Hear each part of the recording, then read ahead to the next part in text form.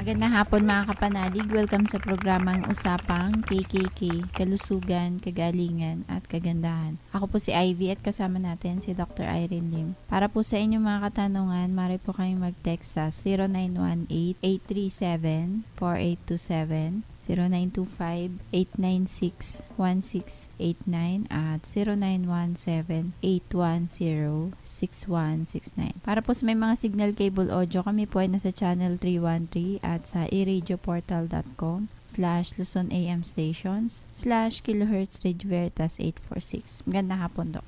Magandang hapon po muli sa inyong lahat at welcome po sa ating talakayan sa Usapang KKK. Ang inyo pong lingkod, si Dr. Irene Lim, ang magbibigay na naman po sa inyo ng panibagong kaalaman.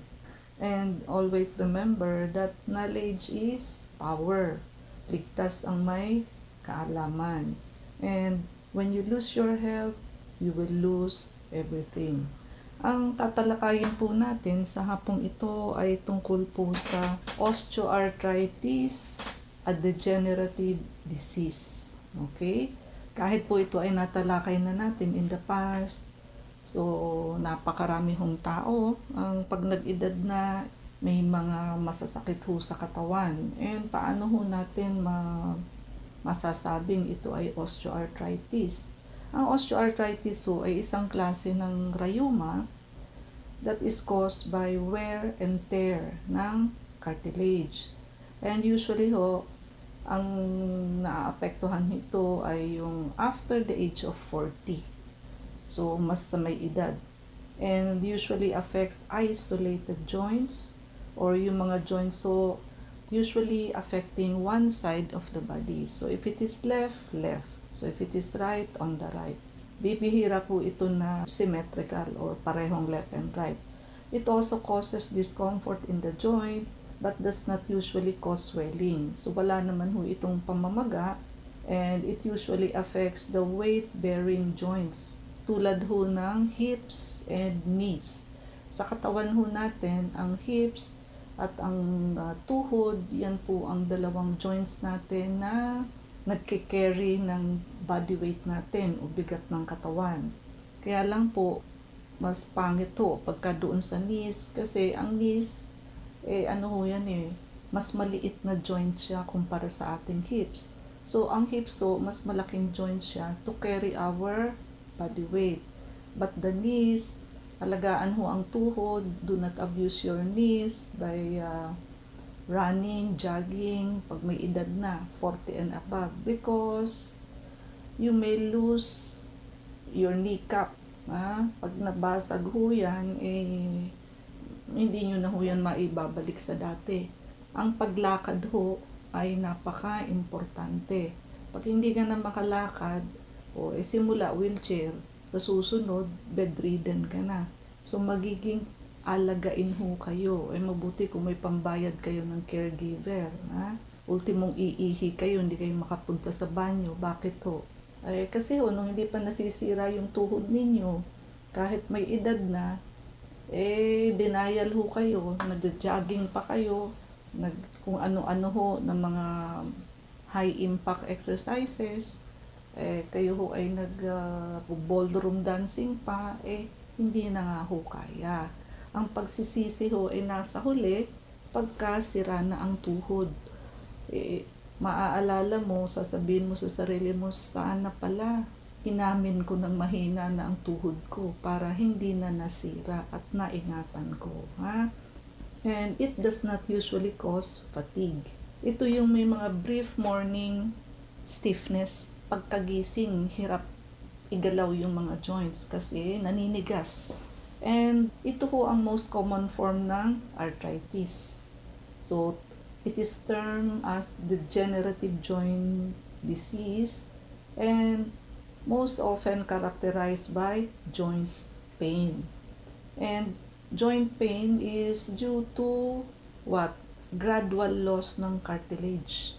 And pag nasira ho kasi ang cartilage, magkakaroon na ho ng degeneration of the joint. When you say degenerative, ibig sabihin tumatagal, lumalala yung deterioration. And osteoarthritis primarily affects the larger weight weight-bearing areas. And approximately 80% over the age of 50 suffer from osteoarthritis. And there are two main forms ng osteoarthritis. So, primary and secondary.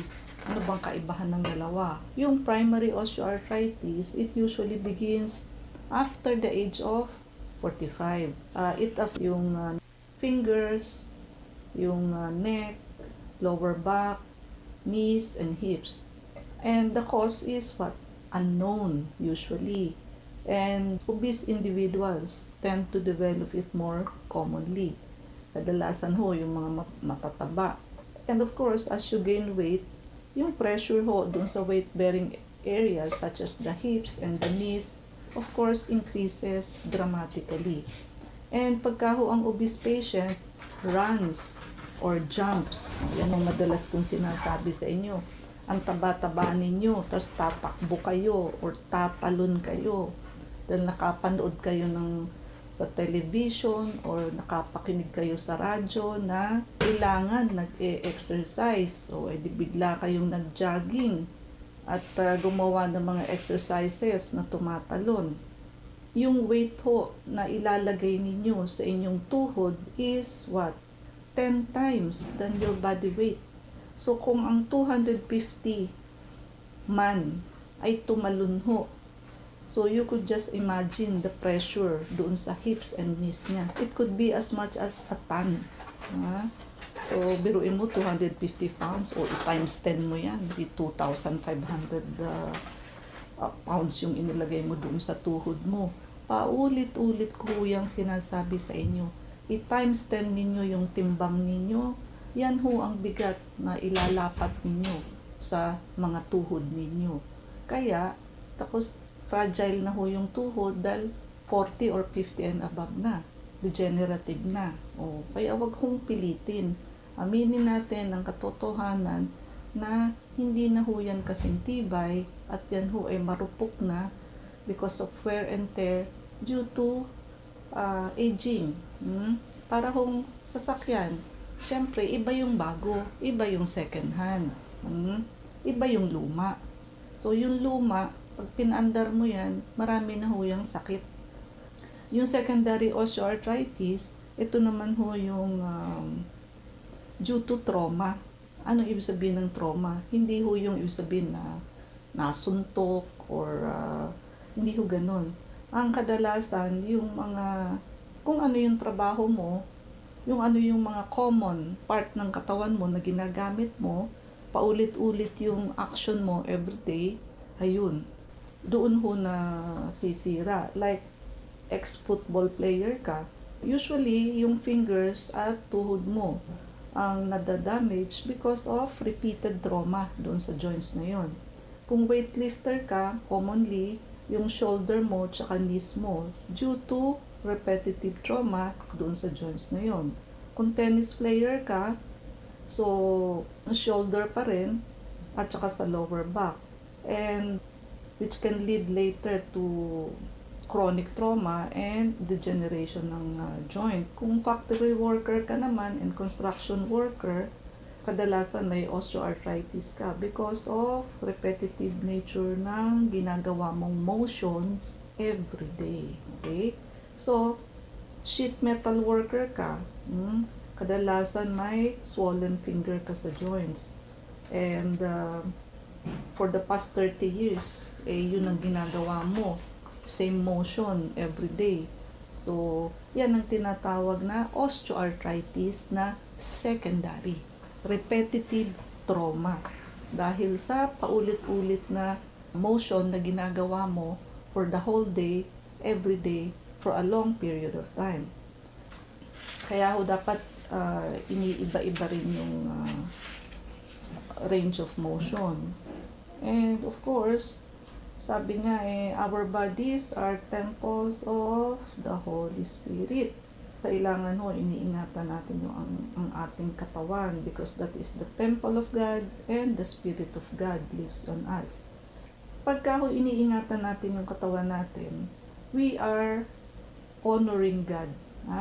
When we maintain our bodies physically, so that we may be able to serve Him and other people. And one way to take good care of our body, which is the temple of God, is through what? Proper nutrition. Kaya ugaliin nyo hong kumain ng masustansyang pagkain. Huwag ho yung masasarap na pagkain pero wala kayong nakuhang sustansya. And 2 essential steps for preventing and combating osteoarthritis are nangunguna ho ang drinking lots of water. And pumapangalawa ho ang eating right and proper nutrition. No? When it comes to drinking lots of water, so, oo nga, iinom ka ng maraming tubig, pero ilan ang baso ng tubig na para sa iyo? Paano mo hahabulin yung drinking lots of water ni hindi mo nga alam kung ilan ang ideal glass of water for you in a day? So, babalik tayo sa basic. Yung weight mo in kilos, ang factor mo is 50. So, weight in kilos times 50 divided by 250. Makukuha nyo ho dyan kung ilang glasses of water ang kailangan nyo sa isang araw. Hindi ho pwede na inom lang kayo ng inom, hindi nyo naman alam kung ilan ang target glasses ninyo in a day. And again, no? So, kailangan daw ho, when we speak of arthritis, especially osteoarthritis, kasi nga degenerative siya, tumatagal, tumatanda, lalong nasisira. Kailangan daw ho ay ingatan natin yung ating cartilage. So, isa daw sa marvel ng ating katawan ay ang ating cartilage dahil ginawa ho yan ng Diyos as shock absorber ng ating katawan. So, kailangan alagaan ang ating cartilage by drinking lots of water and again, losing weight, syempre, lalo na kung sobra kayo sa timbang. So, kasi nabibigatan ho ng sobra yung ating mga cartilage, especially sa tuhod. And marami ho kasi tayong kind ng joints. And there are 3 main classes ng joints. Number 1, fixed joint, slightly movable joint, and highly movable joints. Doon ho sa highly movable joint, yun ang most commonly affected sa osteoarthritis. Yung mas lagi nating ginagalaw. Tulad ng elbow, tuhod, shoulder, hips, fingers, toes, ankles, and wrist. So, each of these joints, yan ho ay covered with articular cartilage. At ang cartilage ho is very smooth yan and shiny. Very similar ho sa appearance ng cartilage sa drumstick ho ng chicken, di ba? Pag kumakain kayo. So, yung cartilage doon is bluish white in color. And extremely, hindi lang ho smooth, kundi extremely smooth and sleek. So, approximately 8 times as sleek as ice. So, yung iso, madulas na yun, pero 8 times pa ang dulas ng ating cartilage. Kasi kailangan ho sleeky siya, kasi nga yung gliding motion ng ating joints, pag imumove natin siya. Ang cartilage is approximately 80% water, yan, no? And the remaining cartilage is made up of proteoglycans, collagen, and chondrocyte, yung remaining 20%. Now, ang cartilage nagsiserve as, yun na nga, body's shock absorber by cushioning the joints and prevent damage sa joints during different motion or activities. Ang cartilage walang blood vessel. So, pagka wala hong ugat, saan siya kumukuha ng nutrition and excretion of waste products. So, doon lamang po sa fluid exchange niya in order to be nourished kasi nga ho walang ugat. Ang collagen ho, so 'di ba yung remaining 20%, nandoon yung collagen. Made up of amino acid yan na siya ho ang nagpo-form ng protein chains. At ito hong collagen na to actually ang nagpo-provide ng strength and elasticity sa cartilage. So pag maganda ang collagen formation mo, maganda ang cartilage mo. At yung collagen hong yan ang nag-act like reinforcement beam o para sa construction ng bahay. Pampatibay siya. Yan ang nagho-hold ng mga proteoglycans in place. Ano naman yung proteoglycans? Yan naman ho ay gawa sa protein and sugar.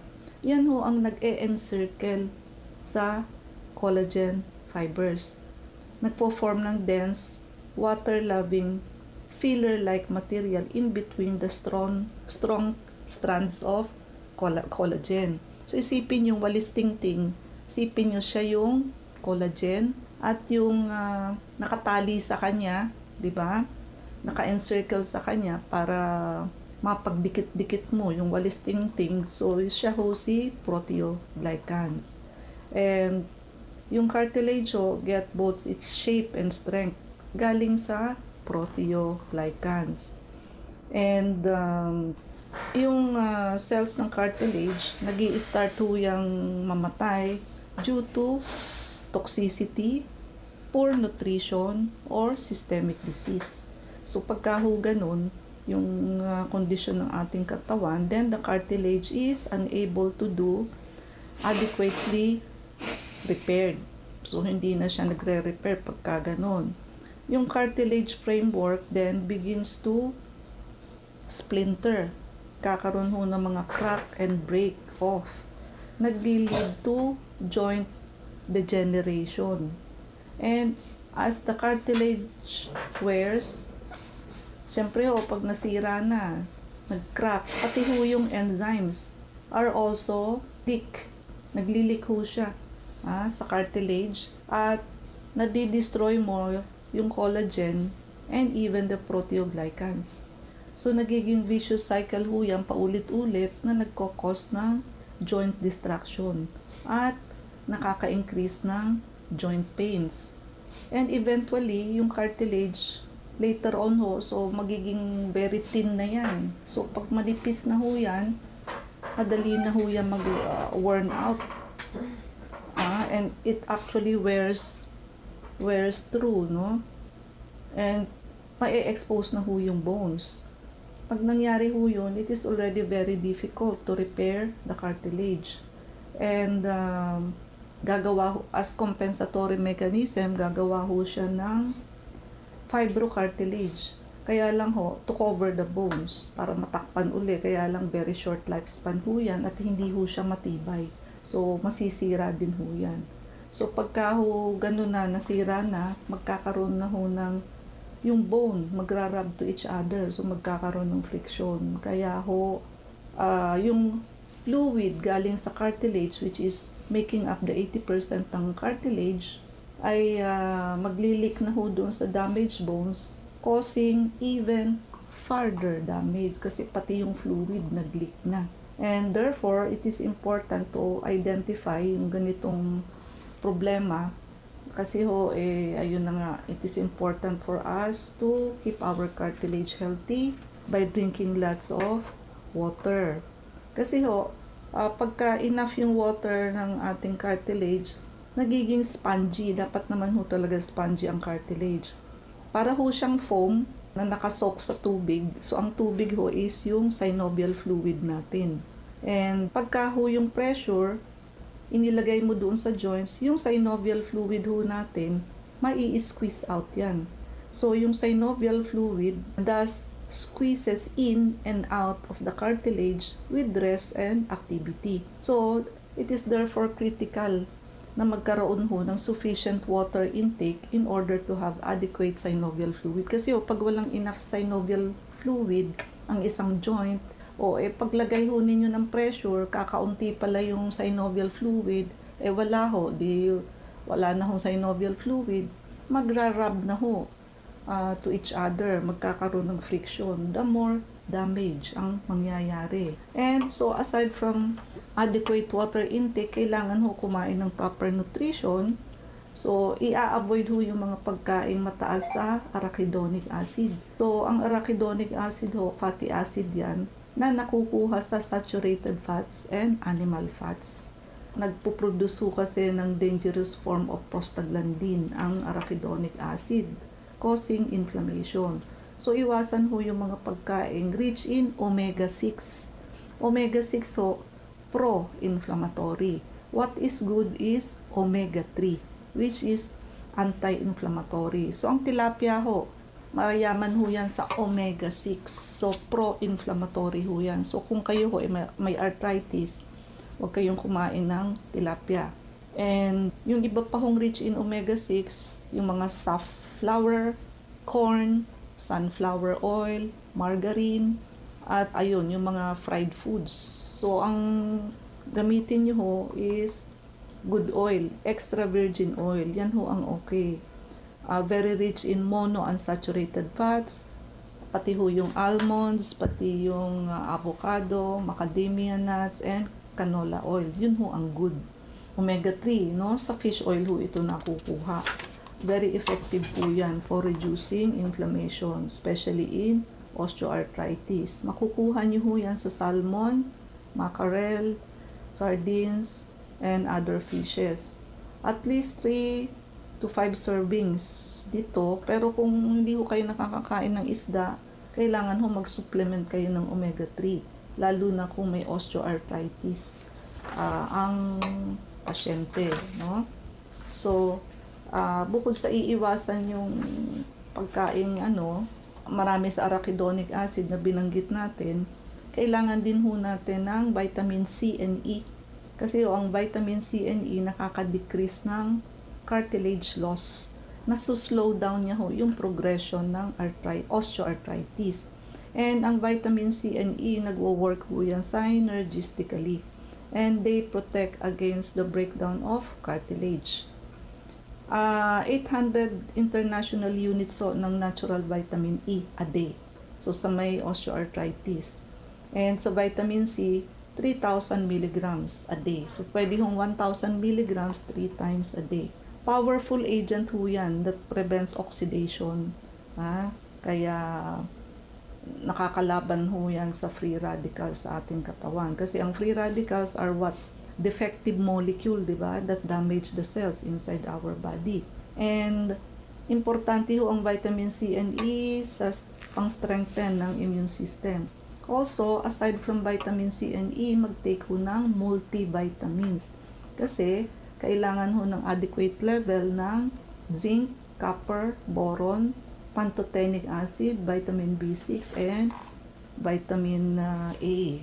Also, makakatulong din ho ang pag-take ng glucosamine sulfate. Kaya lang ho, long-term use. Ang bago nyo makita ang effect nito, galing ho ito sa crab. Exoskeleton ng arthropods like crab. So, kaya lang ho, para kayo makaramdam ng effect, at least a month. Nakakatulong ho kasi ang glucosamine mag-manufacture ng proteoglycans and collagen also. Nakakatulong ho mag-repair ng damaged cells. And also, pwede rin ho mag-take ng mga may quercetin. So, importante ho yun. Aside from vitamin C and E. Flaxseed oil also. And kailangan ho mag-take ng extra zinc sa katawan. So, Ivy? Pardon po sa mga nais magtanong, mag-text po kayo sa 0918-837-4827. Usapang KKK with Dr. Irene Lim.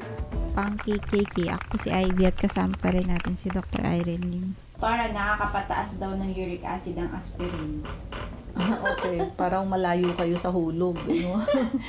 Wala ho akong makitang relationship ng aspirin sa uric acid. So, medyo baka ho nagkamali kayo ng information. So, wala akong koneksyon ng aspirin sa uric acid. Ang aspirin ho is NSAID, non-steroidal anti-inflammatory drugs. Naka-blood thinner, no? Oo, pain reliever, pangpalabnaw ng dugo. Ang uric acid naman ho, no? So, yung mga nakukuha ho yan sa mga pagkain, may beans, nuts, may mga buto, internal organs, coffee, oatmeal. Marami hong nagkakamali sa oatmeal. Yung iba, inaaraw-araw ho yan.